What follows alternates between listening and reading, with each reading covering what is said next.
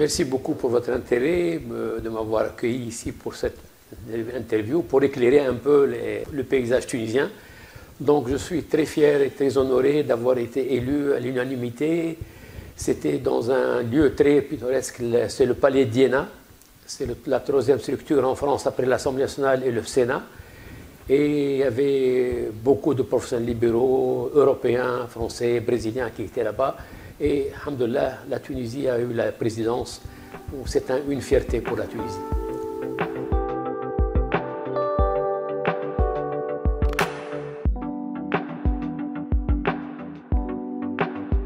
Mon parcours, j'étais président de l'Union des professions libérales depuis 2003.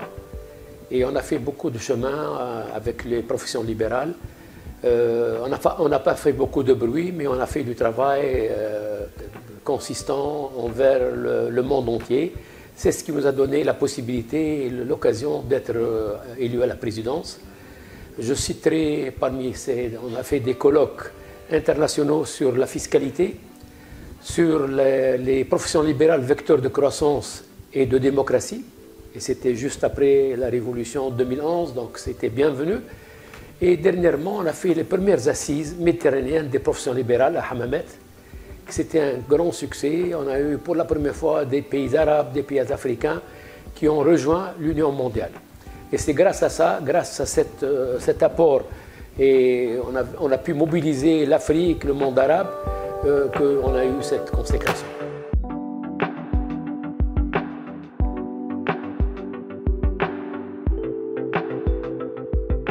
Justement, les professionnels libéraux en Tunisie représentent une très large partie et sont les vecteurs de croissance pour l'économie.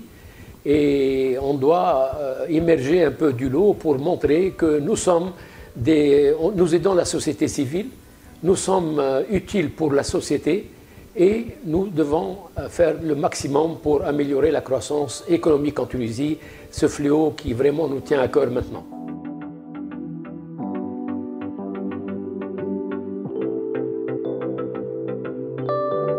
Absolument. Donc, il n'y avait pas de pays africain, à part le Togo, la Côte d'Ivoire et la Tunisie. Donc, il n'y avait pas. Depuis mon mandat de vice-président, pendant le dernier mandat, 4 ans, j'ai pu ramener le Maroc, le Mali, l'Angola, le Tchad, 12 pays africains, plus les pays arabes, 10 pays arabes. Donc, ils n'étaient pas membres. Ils ont trouvé un grand intérêt à rejoindre l'Union mondiale. Et c'est pour ça que ça a été une contribution au succès de la Tunisie. Autre chose, j'ai pu aussi créer l'Union africaine des professions libérales. Et c'était pendant le sommet vétérinaire de Rabat, le 23 septembre. Pourquoi le 23 septembre? Parce que le 23 septembre, c'est aussi une initiative tunisienne. On a institué et instauré la Journée mondiale des professions libérales. C'est grâce à la Tunisie que le monde entier, tous les pays célèbrent cette occasion le 23 septembre. Et pourquoi le 23 septembre? Parce que l'Union mondiale des professions libérales a été créée un 23 septembre.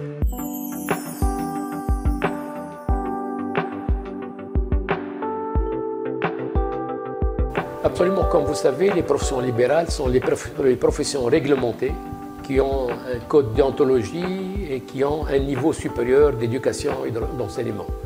Donc, ces professions libérales, on était un peu en Tunisie les méconnus. Mais avec l'émergence de jeunes professionnels libéraux, on a pu montrer que la Tunisie existe et qu'elle peut contribuer.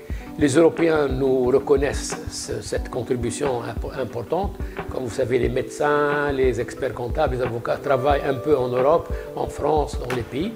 Et maintenant, on vient de conquérir aussi les États-Unis d'Amérique, où nous avons beaucoup de professionnels libéraux qui vraiment honorent la Tunisie et qui ne sont pas connus.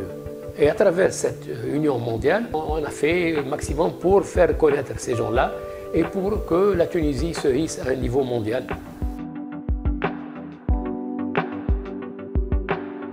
Il y a 2 structures UPL en Tunisie. Il y a une qui a été constituée en 2011 et nous, l'Union des professionnels libérales Tunisie, à l'origine, on a été créé en 1982 et nous avons fait un grand parcours. Et la deuxième institution qui peut beaucoup aider, Donc nous allons travailler ensemble, nous avons demandé à travailler ensemble pour être une seule structure représentant la Tunisie. Donc c'est une bonne nouvelle, c'est une bonne création, mais il faut qu'on travaille ensemble parce que l'UPLT a demandé à rejoindre l'Union mondiale des professions libérales et la réponse était que déjà on avait un membre, l'UPL, et il faut, donc je suis allé voir mes collègues, mes confrères, pour leur dire qu'on peut faire structure les deux unions et en faire une assez forte. Et ils ont accepté, nous sommes en train de voir comment on peut évoluer ensemble.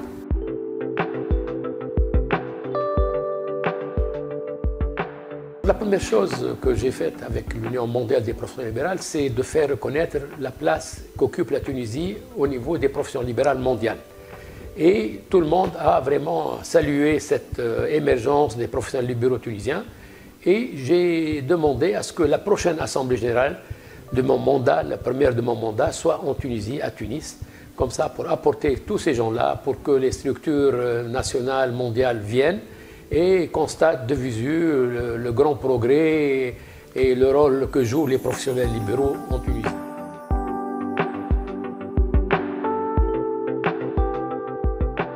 Bien sûr, on a beaucoup de problèmes en Tunisie avec les professionnels libéraux qui sont incriminés, que les médecins, les pharmaciens, les vétérinaires ne payent pas leurs impôts, ne sont pas...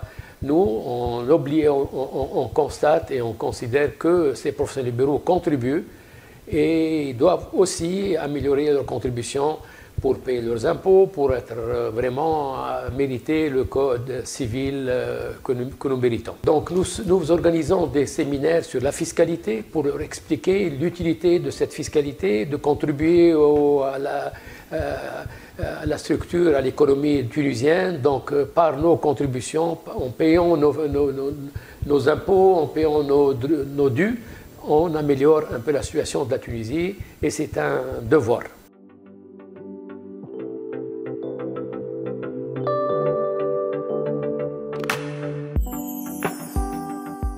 Grâce à la Tunisie aussi, on a pu emmener les Asiatiques, les Américains n'étaient pas membres de l'Union mondiale. J'ai pu, au cours des 6 derniers mois, ramener l'Asie avec la Corée du Sud, la Thaïlande, le Vietnam, qui ont déjà rejoint l'Union mondiale et seront présents avec nous à Tunis.